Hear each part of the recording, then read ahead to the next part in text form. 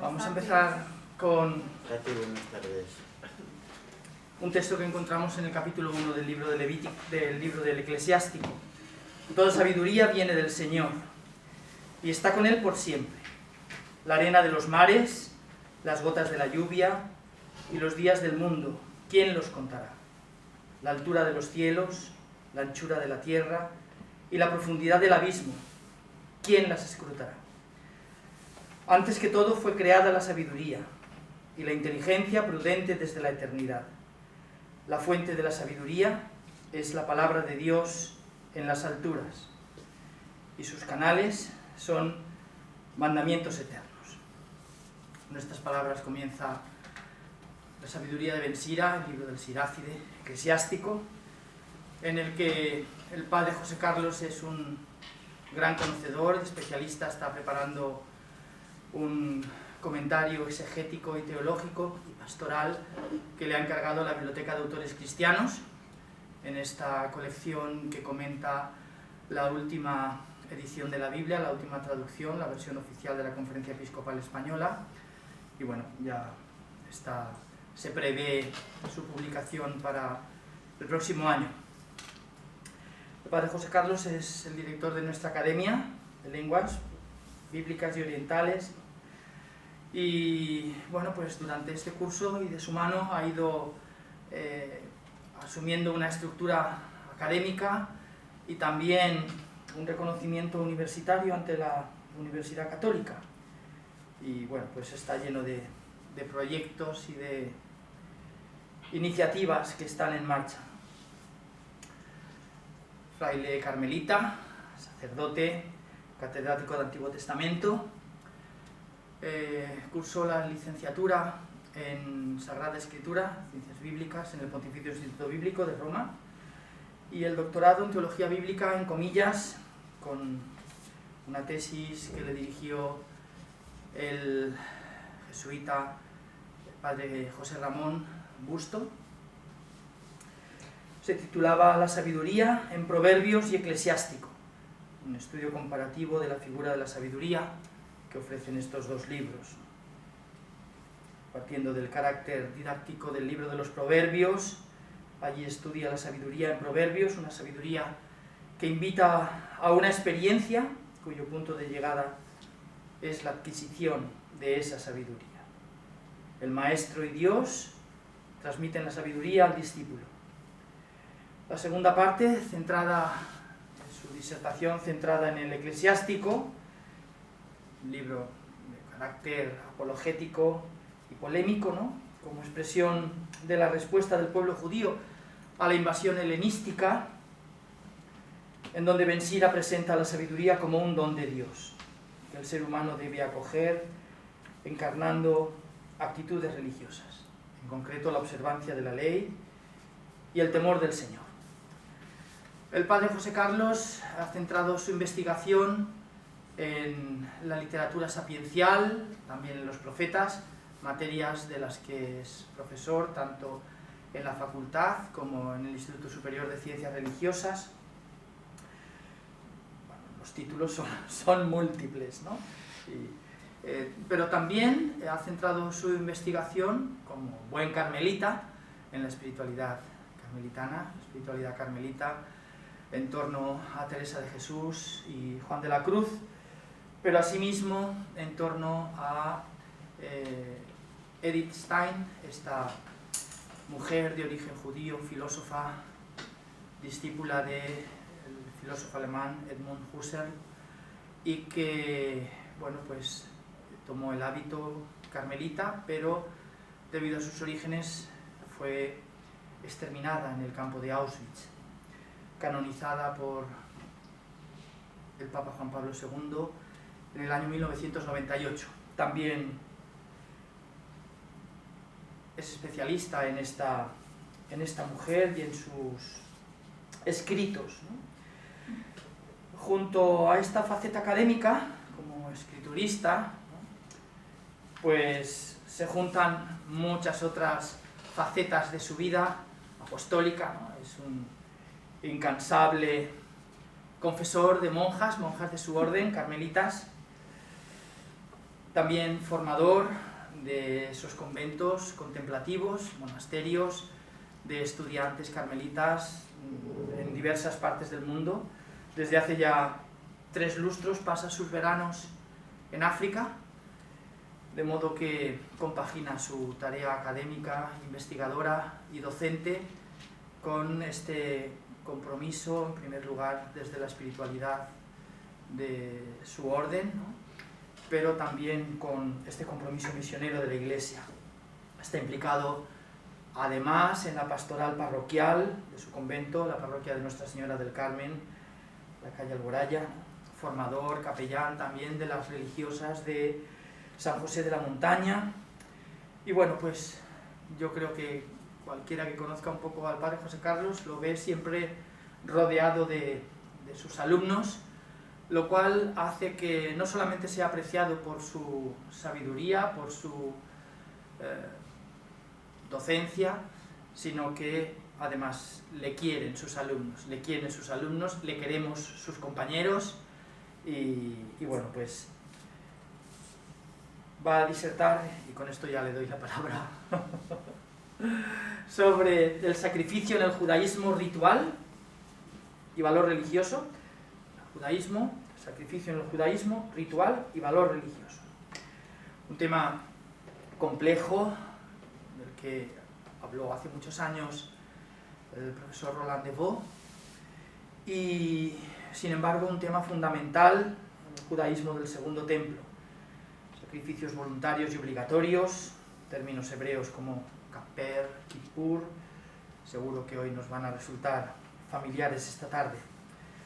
Y el libro del Levítico precisamente dedica gran parte de sus capítulos para hablar de estos holocaustos, sacrificios de comunión, expiatorios, ofrendas vegetales, ofrendas de incienso. Bueno, pues vamos a dejarnos llevar por esta mano experta de la sabiduría de un sabio, y bueno, pues es una de estas personas que es importante encontrarse en la vida, y nos alegramos de ser compañeros suyos, de ser amigos suyos, y le escuchamos. Gracias, Ricardo, por tan amable presentación, y a todos bienvenidos a esta conferencia en la que vamos a introducirnos simplemente en el sacrificio. Titulo esta ponencia El sacrificio en el judaísmo, ritual y valor religioso. Antes de entrar en materia, quisiera hacer 2 observaciones. La primera es que voy a invertir el orden del título. Primeramente voy a hablar del valor religioso que tenía el sacrificio en el judaísmo, y luego veremos el ritual de los sacrificios, centrándome fundamentalmente en tres sacrificios cruentos. En segundo lugar, quiero decir que todas las afirmaciones que hago están documentadas con textos de la Sagrada Escritura. Sin embargo, sería muy largo y sobrepasaría con creces los límites de una conferencia semejante que yo leyese todos los textos. En la publicación, porque hay prevista una publicación de las conferencias que damos aquí anualmente, estará todo bien documentado, no solamente con textos de la Sagrada Escritura a los que hace referencia lo que voy a decir, sino con una bibliografía que servirá para ampliar y completar lo que yo voy a decir aquí. Una palabra de carácter introductorio. El altar es el lugar del sacrificio, el cual es el acto principal del culto en el judaísmo. Partimos para ello de una definición que se puede calificar de provisional del sacrificio, y que es la siguiente: se llama sacrificio a cualquier ofrenda, sea animal o vegetal, que es total o parcialmente destruida en el altar en honor de la divinidad. El estudio de este tema es complicado por el hecho de que los términos utilizados en este campo son bastante numerosos y además su significado no está siempre bien definido. De manera que un mismo término puede indicar diversos tipos de sacrificio, pero por otra parte, varios términos se pueden aplicar al mismo sacrificio. Este fenómeno refleja una evolución histórica y también la fusión de prácticas análogas procedentes de diversos ambientes. El código de los sacrificios del segundo templo, que es en el que me voy a ocupar, está documentado en Levítico capítulos del 1 al 7. Sección de carácter legislativo que interrumpe el relato de la institución del culto en el desierto, que después de la erección del santuario, documentada en Éxodo 40, debería continuar con la investidura de los sacerdotes, la cual se relata después de los sacrificios, en Levítico del 8 al 10. Hecha esta introducción, nos vamos a acercar al valor religioso que tenía el sacrificio en el judaísmo. La cuestión que se plantea a la hora de abordar este tema es la siguiente. En las relaciones del hombre con Dios, ¿cuál es el valor, el significado o el rol del sacrificio? En la investigación sobre este tema se deben evitar dos escollos. En primer lugar, los historiadores de las religiones corren el riesgo de abusar del método comparativo y explicar el sacrificio israelita a través o por medio o con las prácticas e ideas de pueblos que tienen otras ideas religiosas, especialmente los llamados pueblos primitivos, en los cuales creen encontrar el sentido profundo de los ritos. Pero, en segundo lugar, los teólogos corren el riesgo de interpretar el sacrificio del Antiguo Testamento desde el sacrificio del Nuevo y las interpretaciones que les ha dado el cristianismo. Unos y otros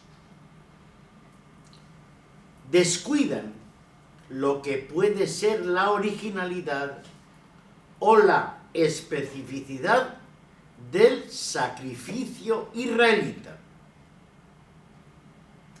Ciertamente, hay que tener en cuenta el ambiente en el cual ha vivido Israel y por el que ciertamente se ha influenciado. Y por otra parte, hay que investigar de qué manera sus sacrificios se prolongan y se cumplen en el sacrificio de la nueva alianza. Sin embargo, ambas realidades o fenómenos no nos dispensan de estudiar en sí misma la noción de sacrificio que surge en el Antiguo Testamento. Es decir, que ni las influencias de otros pueblos, ni su desarrollo posterior en el Nuevo Testamento pueden sustituir, y menos todavía anular, el sacrificio tal y como lo encontramos documentado en los textos veterotestamentarios. Ha habido, a la hora de responder a esta cuestión del valor religioso del sacrificio, varias hipótesis que podemos calificar de insuficientes e incluso equivocadas, en el sentido de que no responden para nada a la identidad del Dios que encontramos revelado en el Antiguo Testamento. Simplemente nombro las hipótesis. El sacrificio es una ofrenda a una divinidad malvada o interesada, a la que hay que aplacar y a la que hay que concretar. Esto es insostenible, porque en el Antiguo Testamento no aparece este Dios. Otra, el sacrificio es un medio mágico de unión con la divinidad, también es inaceptable, porque el sacrificio descarta la magia, no es un acto mágico. Por una razón sencilla. Un rito mágico es eficaz cuando se siguen todas las reglas de forma correcta. No es este el caso. Aquí lo que cuenta no es tanto las reglas aplicadas rigurosamente, cuanto la actitud del oferente. Por eso es inaceptable. Una tercera, el sacrificio es comida del Dios. Esto es simplemente un antropomorfismo que choca con la trascendencia del Dios que se revela en el Antiguo Testamento. Y con esto llegamos, y es lo que voy a ensayar, a un bosquejo de una teoría sobre el valor religioso del sacrificio. Empiezo diciendo que el sacrificio es el acto esencial del culto externo. Es una oración en acción, una acción simbólica que hace de los sacrificios expresión de los sentimientos del oferente y de la respuesta de Dios. Algo comparable a las acciones simbólicas de los profetas.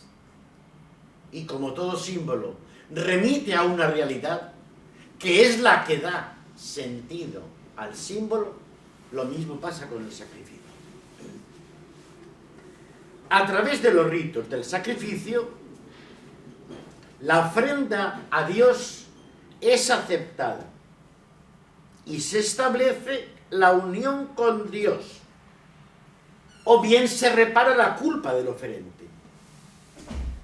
En esta breve afirmación sintetizo los tres datos propios del valor religioso del sacrificio: ofrenda, comunión y expiación. Pero no se trata de una eficacia mágica, siendo esencial el acto externo expresa los sentimientos del oferente y encuentra las disposiciones favorables de Dios. El sacrificio no es, sin más, un acto religioso.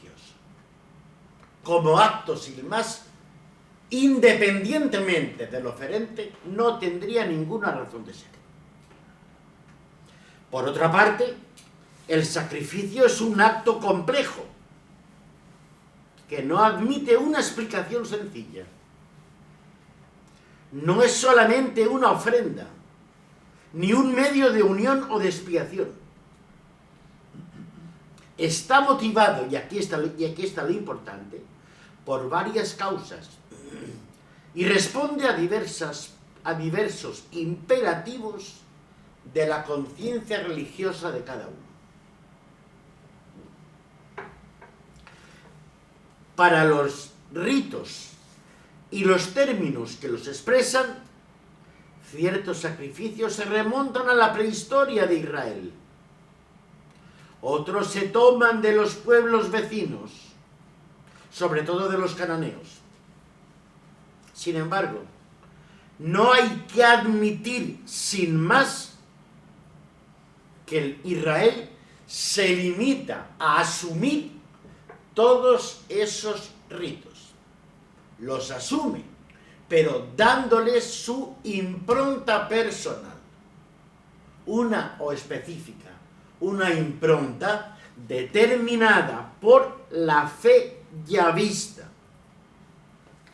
Y con esto paso a exponer las tres dimensiones del valor religioso del sacrificio. En primer lugar, la ofrenda. Partimos de la base de que Dios es el dueño supremo. Todo le pertenece y de él deriva todo bien del hombre. Desde esta afirmación, lo que dice a propósito de los sacrificios el Salmo 50 es una bella oración puesta por el autor en boca de David y que está documentada en el primer libro de las Crónicas, capítulo 29, verso 14. El hombre se lo debe todo a Dios. Precisamente por eso es justo que le dé un tributo, como valga la comparación, el súbdito a su rey o el colono a su propietario. Sin embargo, el sacrificio es algo más que un tributo. Es una ofrenda de especies particulares, o más bien, es cuanto toda ofrenda debería ser para tener un valor ético. Me explico. La víctima o las ofrendas son animales domésticos, o bien productos necesarios para la vida, de la cual constituyen una parte. Entonces, el oferente se priva para dar, pierde, no gana, en cuanto que la ofrenda es una prenda de sí mismo para Dios. Y no es que Dios tenga necesidad, pero aceptando el don, Dios se une al oferente. Todo sacrificio tiene este carácter de ofrenda. Por eso, el término hebreo minja es el que indica propiamente la ofrenda vegetal, pero cuyo significado, dada la polisemia característica del hebreo, significa don, y se utiliza como un sentido general de sacrificio. Así, todo sacrificio es un don. El sacrificio es la forma humana de dar a Dios, modo particular en el que la ofrenda es total o parcialmente destruida. Harina, pan e incienso son quemados, los líquidos son derramados y las víctimas degolladas y quemadas. Es una donación total. Sin embargo, hay que considerar que la destrucción no es querida por sí misma. Entonces, contra la teoría presente en ciertas escuelas modernas de espiritualidad, hay que mantener que Dios, dueño del hombre y de la vida, no puede ser honrado por medio de la destrucción de un ser o de una vida. Hay que recordar que la inmolación de la víctima ordinariamente no era realizada por el sacerdote, sino por el mismo oferente. Es él quien la ofrecía. Y no constituía lo esencial del sacrificio, sino que, de la misma forma que la imposición de manos que se realizaba en algunos casos sobre la víctima, era un acto preparatorio para la destrucción de la víctima o de los productos sobre el altar. Se pueden proponer dos razones que se complementan recíprocamente y dan razón de ser de esta destrucción. La primera es que la destrucción, es el único medio para hacer que la ofrenda sea inutilizable y el don irrevocable, de donde se extrae la idea más general de que todo lo que se consagra a Dios debe ser sustraído del uso profano y de que el oferente da a Dios todo. Significa la donación total del oferente. La segunda razón es que la destrucción es el único medio para atribuir la ofrenda a Dios, haciéndola pasar al ámbito de lo invisible. Y es lo que se manifiesta, en primer lugar, en el lenguaje utilizado. Expresiones como ofrecer un sacrificio, hacer subir lo que sube, etc. Pero más claramente se manifiesta en los ritos. Hay una relación necesaria entre el sacrificio y el altar, el cual es signo o memorial de una presencia de Dios. El altar es el instrumento de mediación entre Dios y el hombre, de manera que sobre el altar es depositada la parte de las ofrendas que pertenecen a Dios.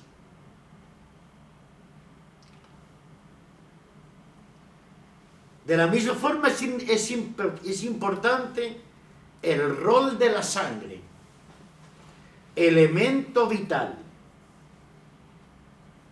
En todos los sacrificios, la sangre es derramada en torno al altar.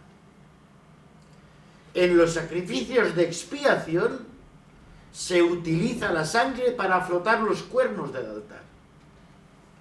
En los sacrificios por el pecado del sumo sacerdote y los del pueblo, se derrama la sangre sobre el velo del templo que cierra el santo de los santos, morada de Yahvé.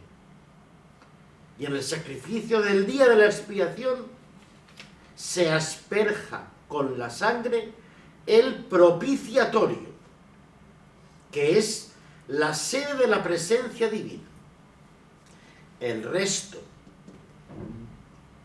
de la parte de Dios es consumido en el altar. Así, la ofrenda entra en contacto con los símbolos de la presencia divina y la mayor proximidad de Dios. Así, desde este punto de vista, el holocausto, del cual el oferente no recibe nada, como veremos en el rito del holocausto, puede considerarse el sacrificio perfecto. Sin embargo, la ofrenda solo representa un aspecto del sacrificio. El verdadero sacrificio es constituido por la donación del oferente.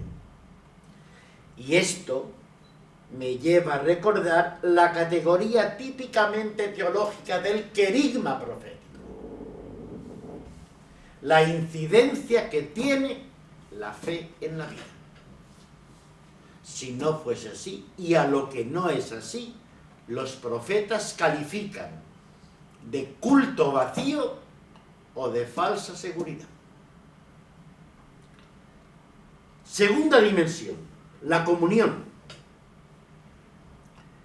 La religión no es sólo expresión de un sentimiento de dependencia de Dios, expresado en la ofrenda, sino también y en consecuencia es la búsqueda de la unión con Él. Los israelitas nunca han pensado poder unirse con Dios físicamente con la comida de una víctima divina, ni con la referencia en el ámbito divino de una víctima identificada con el oferente. Pero sin embargo, hay una comunión que nace de tener parte en los mismos bienes, de una comunión de vida. Yahvé, habiendo agradecido la víctima y recibido su parte sobre el altar, los oferentes comían el resto en una comida religiosa y participaban del sacrificio, dando así lugar al sacrificio de comunión, al banquete de comunión. Entonces, considerando el sacrificio israelita, resulta útil la afirmación que Pablo hace en la primera carta a los Corintios, capítulo 10, verso 18, hablando de una comida común que sellaba un pacto entre los contrayentes. Así, la comida sacrificial establecía o reforzaba la comunión entre el fiel y su Dios. Era el sacrificio de comunión o de alianza, el sacrificio gozoso, el cual, uniendo ofrenda y comunión, aparece como el sacrificio más completo. Además, este tipo de sacrificio, que también veremos, fue el más frecuente en los inicios de la historia de Israel. El sacrificio de comunión expresa la comunión del oferente con Dios y del oferente con sus hermanos, con sus prójimos. Y en tercer lugar, la expiación en cuanto ofrenda, con la cual el hombre se priva de un bien útil y es medio para establecer buenas relaciones con Dios entre Dios y el oferente. Todo sacrificio tiene un valor expiatorio.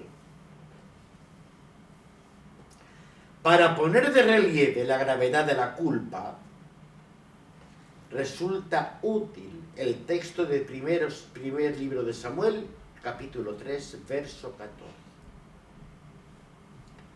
Además, el código sacrificial del libro del Levítico da al holocausto un valor expiatorio. Y la sangre tiene esta finalidad, como encontramos documentado en Levítico 17:11. Sin embargo, hay casos en los que la necesidad de expiación se deja sentir con más fuerza. Cuando el hombre ha pecado y debe recuperar la gracia, obteniendo de Dios el restablecimiento de la alianza que ha sido violada. Y a tal finalidad responde el sacrificio por el pecado y el sacrificio de reparación, en los cuales los ritos de sangre tienen una importancia particular. Y en cambio, no hay comida sacrificial.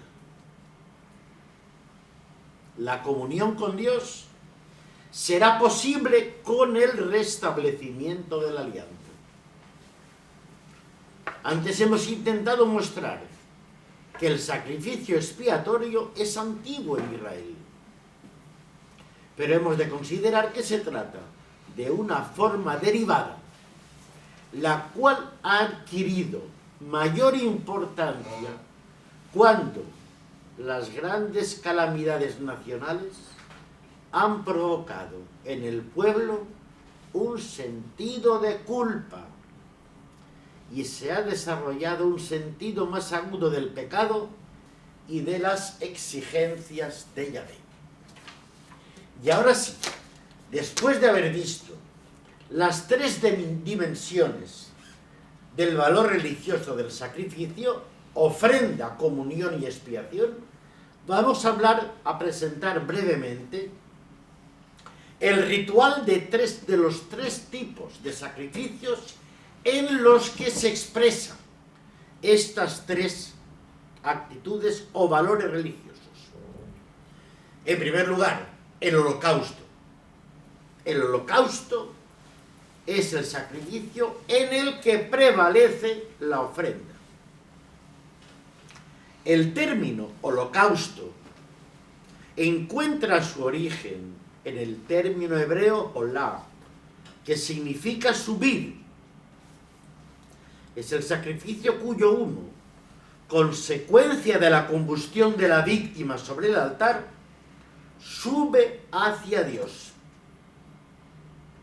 La característica definitoria de este sacrificio es la combustión total de la víctima, de manera que nada se atribuye al oferente ni al sacerdote, excepto la piel. Y esto justifica que el término olá algunas veces es sustituido por kalil, que significa sacrificio total. Y lo encontramos en conexión con olá, estos dos términos hebreos, en el Salmo 51, verso 21. Según el ritual de Levítico 1, la víctima debe ser un animal macho sin defecto, del ganado mayor o menor, o bien un ave, una paloma o una tórtola. La víctima es presentada por el oferente, el cual debe estar en estado de pureza ritual, según el Código de Santidad, documentado en Levítico 22, del 17 al 25. Situando su mano sobre la cabeza de la misma. Este gesto significa que la víctima proviene del mismo oferente y que el sacrificio presentado por el sacerdote es ofrecido en nombre del oferente. Y por tanto será el oferente quien reciba los frutos del mismo. El sacerdote es meramente mediador. La víctima es degollada por el oferente, fuera del altar. Al altar solamente tiene acceso el sacerdote, fuera del altar. Solamente en los sacrificios públicos la inmolación es realizada por los sacerdotes o los levitas, pero no en los sacrificios particulares. El rol propiamente sacerdotal empezaba cuando la víctima entraba en contacto con el altar, mediante la aspersión de sangre que el sacerdote realizaba en torno al altar. Y esto por una razón sencilla. La sangre contiene la vida, como está documentado en Levítico 17:14, y solo pertenece a Dios. A continuación, la víctima era desollada y descuartizada, y era colocada por el sacerdote sobre el altar. Todas las partes se quemaban íntegramente. Según el ritual más reciente, el holocausto se acompañaba con una ofrenda de harina amasada con aceite, minjá, y una libación de vino para las fiestas de la semana, o bien para los holocaustos cotidianos o para todos los sacrificios. En el caso del holocausto, la harina también se quemaba y el vino se derramaba a los pies del altar. En segundo lugar, el sacrificio de comunión, que expresa la dimensión de la comunión propia del valor religioso del sacrificio. El ritual precisa tres tipos de sacrificios de comunión. El sacrificio de alabanza, llamado Todá, en Levítico 7, 12:15 y 22, 29-30. El sacrificio espontáneo, llamado Nedabá, que es un sacrificio ofrecido por devoción, fuera de cualquier prescripción o promesa, documentado en Levítico 7, versos 16-17, o capítulo 22, versos 18-23. O bien, el sacrificio votivo, llamado Neder, en el cual el oferente está obligado por un voto que ha hecho previamente, documentado en Levítico 7, versos 16-17, o 22, 18, 23. Los límites entre los tres tipos de sacrificios son imprecisos. El ritual lo encontramos en el capítulo 3 del libro del Levítico. El rasgo característico consiste en que la víctima es dividida entre Dios, el sacerdote y el oferente, el cual la come como cosa santa. Las víctimas son las mismas que las utilizadas en el holocausto, excepto las aves. Y pueden ser macho y hembra. La imposición de manos, el degüello y el rito de sangre son los mismos que los del holocausto. Según el ritual, la parte reservada a Yahvé era quemada sobre el altar, y es la grasa que rodea las vísceras y los lomos. Y la razón de esto es que la grasa, al igual que la sangre, es considerada una parte vital. Lo vemos documentado en Levítico capítulo 3, versos del 16 al 17. La parte destinada al sacerdote es el pecho, que es la ofrenda especial, y el muslo derecho, que es la contribución del oferente al sacerdote. Al oferente corresponde el resto de la carne, que consume con su familia y con algún invitado que se encuentra en estado de pureza ritual.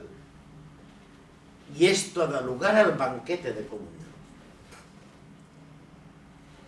La víctima del sacrificio de alabanza debe ser comida el mismo día. La de los otros dos sacrificios puede ser comida al día siguiente, pero quemando los restos al tercer día.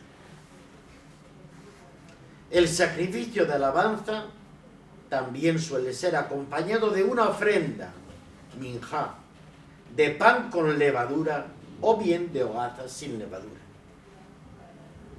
una de las cuales es reservada para Yahvé y destinada al sacerdote. Y en tercer lugar, los sacrificios expiatorios, que son los que expresan esa tercera dimensión, la expiación. Casi la mitad del código de los sacrificios del segundo templo tiene por objeto los sacrificios expiatorios. Y aunque el ritual no tiene un término común, distingue entre dos tipos de sacrificios que tienen la misma finalidad. Esto es, restablecer la alianza con Dios rota por los pecados del hombre. Estos dos tipos son el sacrificio por el pecado, llamado hatá, y el sacrificio de reparación, llamado asam. Veamos en primer lugar el sacrificio por el pecado. El término hebreo hatá indica al mismo tiempo el pecado y el rito que lo borra. Hatá significa pecado, luego hatat indica estas dos realidades. La víctima varía según la cualidad del pecador. Aquí no se distingue un sentido o una visión objetiva del pecado. La gravedad del pecado depende de quién lo comete. La víctima varía, digo, según la cualidad del pecador. Un toro para el pecado de un sacerdote ungido, cuya culpa mancha a todo el pueblo. Igualmente, un toro para el pecado del pueblo. Un macho cabrío para el pecado del príncipe, el jefe laico de la comunidad. Una cabra o una oveja para el pecado de una persona particular. Los pobres pueden sustituir estas víctimas,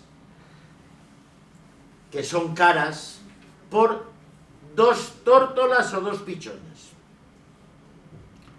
de los cuales uno sirve para el sacrificio de expiación y el otro se ofrece en holocausto, o la otra, perdón, se ofrece en holocausto. Sin embargo, incluso estas 2 víctimas, tórtolas o palomas o pichones, se pueden sustituir por una ofrenda de harina. En el ritual de estos sacrificios se distingue de los otros por 2 rasgos. En primer lugar, la función de la sangre, y en segundo lugar, el uso de la carne de la víctima. La sangre tiene un rol más importante. Si el sacrificio se ofrece por el sumo sacerdote o por todo el pueblo, se realizan los 3 ritos de forma sucesiva. Recogida de la sangre, el ministro entra en el Santísimo y hace una séptupla, una aspersión de 7 veces, delante del velo que cierra el Santo de los Santos. Después frota con la sangre los cuernos del altar de los perfumes, que está delante del velo. Y finalmente derrama el resto de la sangre a los pies del altar de los holocaustos. Son los únicos casos de sacrificios de animales en los que parte de la víctima es llevada al interior del templo, porque es la morada y la presencia de Dios, con el cual hay que reconciliarse. Por eso hay que llegar hasta ahí. Por el pecado del jefe o de una persona particular, se frotan solamente los cuernos del altar de los holocaustos y se derrama el resto de la sangre a los pies del altar. Nada de la víctima entra en el santo. Son ritos que ponen en evidencia el valor expiatorio de la sangre en relación con la función que se le reconoce como principio de vida. Toda la grasa se quema en el altar, igual que sucedía en el sacrificio de comunión. Pero la carne tiene un destino diverso. Dado que el oferente es reconocido culpable, no tiene derecho a nada. No se beneficia de este sacrificio. La sangre es adquirida por los sacerdotes. Cuando el sacrificio es por el pecado de la comunidad o por el del sumo sacerdote, los sacerdotes tampoco pueden comer nada de la víctima, la cual es llevada fuera del santuario, una vez quemada y puesta en el depósito de las cenizas. El hecho de que la grasa sea quemada sobre el altar y la carne de los sacrificios por personas privadas sea comida por los sacerdotes como cosa santa, desmiente la teoría según la cual la víctima cargaría con el pecado del oferente y ella misma se convertiría en pecado. En cambio, es víctima agradable a Dios. En consideración de tal ofrenda borra el pecado.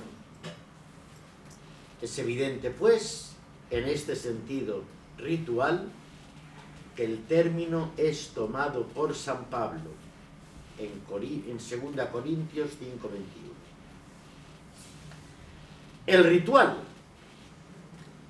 de Levítico 1:7 para este tipo de sacrificio es distinto al de Números 15, 22, 29, donde no se trata de los pecados del sumo sacerdote o del príncipe, sino solo de la comunidad o personas particulares. Las faltas por inadvertencia de la comunidad deben ser borradas por el holocausto de un toro o el sacrificio de un macho cabrío, y las de un particular por el sacrificio de un cabrito. Bien, estaba diciendo que el ritual al respecto de Levítico 1 al 7 es distinto del que encontramos documentado en Números 15, del 22 al 29, donde no se trata de los pecados del sumo sacerdote ni del príncipe, sino solo de los pecados de la comunidad o de miembros particulares de la misma. Las faltas por inadvertencia de la comunidad deben ser borradas por el holocausto de un toro o el sacrificio de un macho cabrío, mientras que las de una persona particular por el sacrificio de un cabrito. Aunque estas faltas de personas particulares no están documentadas. Si se trata de una falta voluntaria, el sacrificio es inútil y no hay posibilidad de remisión. Números 15, versos 30-31. Es muy posible que esta ley sea más reciente que la del libro de Levítico. Y en segundo lugar, el sacrificio de reparación es el otro modo de sacrificio de expiación. La otra forma de sacrificio expiatorio es el llamado hasam, término que significa ofensa. El medio de reparación y finalmente el sacrificio de reparación. Una vez más nos encontramos con la polisemia propia de los términos hebreos. El código de los sacrificios se extiende menos sobre este sacrificio. Levítico 7:1-6 dice que los ritos son los mismos que los del sacrificio por el pecado. Sin embargo, este sacrificio solo está previsto para personas particulares. Y en consecuencia, la sangre no es llevada al santo, ni la víctima se quema fuera del santuario. En este tipo de sacrificio, la única víctima que se menciona es el carnero. Y finalmente, en los casos documentados en Levítico 5, 14-16, 21-26 y en Números capítulo 5, versos del 5 al 8, al sacrificio se añade una reparación. Si el derecho de Dios o del prójimo han sido perjudicados por un daño evaluable económicamente, el culpable, además del carnero ofrecido en sacrificio, debe restituir a los sacerdotes, representantes de Yahvé, o a la persona perjudicada, el valor del daño, aumentado en una quinta parte. Aunque hay que decir que la restitución no forma parte del sacrificio. El tiempo termina, quedarían, las nombro simplemente, las ofrendas vegetales, los panes de la oblación y la ofrenda del incienso. Muchas gracias.